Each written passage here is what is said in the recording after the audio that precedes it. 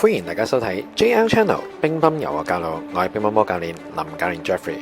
冇錯啦，鏡頭前面呢，大家見到就係呢個2024至2025年度啊，呢個九龍區第3組女子乙組嘅團體賽嘅情況啊。咁啊，由於女子嘅隊伍都比較多，所以分3日進行，包括係2月16號嘅初賽啦，3月9號嘅16強比賽，同埋3月22號嘅8強到決賽嘅時間啊。咁啊，好彩啦，我任教仁濟醫院羅陳索斯中學呢，喺當日嘅表現呢，咁啊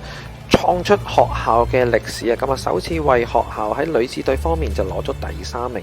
咁今日為大家簡單分享下佢哋嘅晉級過程啊。JL Channel 乒乓遊學教路。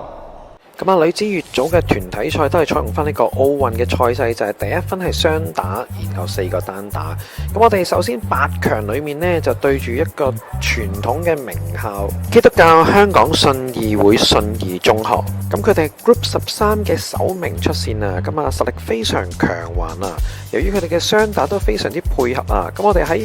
第一場嘅雙打賽事呢，先輸一局0-1嘅。賽事戰況非常激烈啊，就你一分時我一分啊，咁啊最後去到打到第5場嘅關鍵賽事，咁啊邊個贏邊個晉級4強，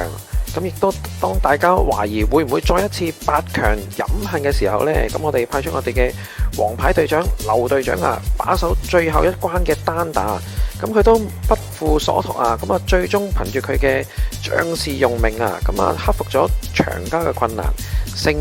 2-1細局數，總局數贏3-2，晉級呢個4強賽事。好啦，嚟到4強嘅賽事啦，我哋面對女子嘅前列分子啊，德雅中學啊，咁啊本身佢哋都係相當有豐富比賽經驗啊，咁加上佢哋默契呢都比我哋好啊，咁所以我哋雙打又係啦，先輸一場0-1嘅。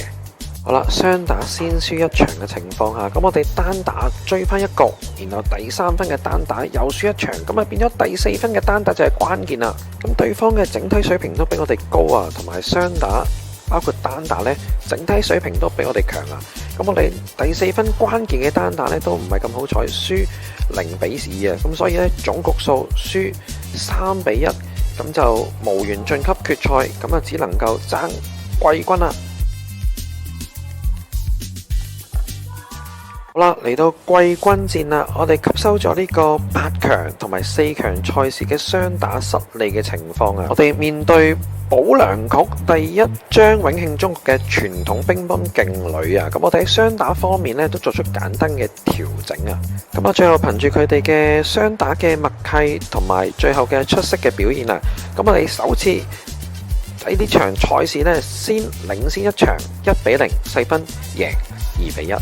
季軍戰嘅戰況亦都係非常激烈啊，亦都係你一分時我一分啊，咁啊去到第5場嘅關鍵賽事啦，邊隊贏就邊隊能夠攞到季軍。咁第5場單打我哋派出我哋嘅梁副隊長啊，把守最後一關啊，咁啊憑住梁副隊長嘅攻守兼備啊，加上發球嘅變化，咁啊最後好彩贏出呢場單打嘅賽事，細分2-0。咁啊，學校總場數贏3-2，奪得今次呢個2024至2025年度嘅女子團體季軍。如果大家遇到咩問題，歡迎 email 俾我，中意就俾個 like 同埋分享同埋訂閱我嘅 JL Channel 頻道。我哋下集見。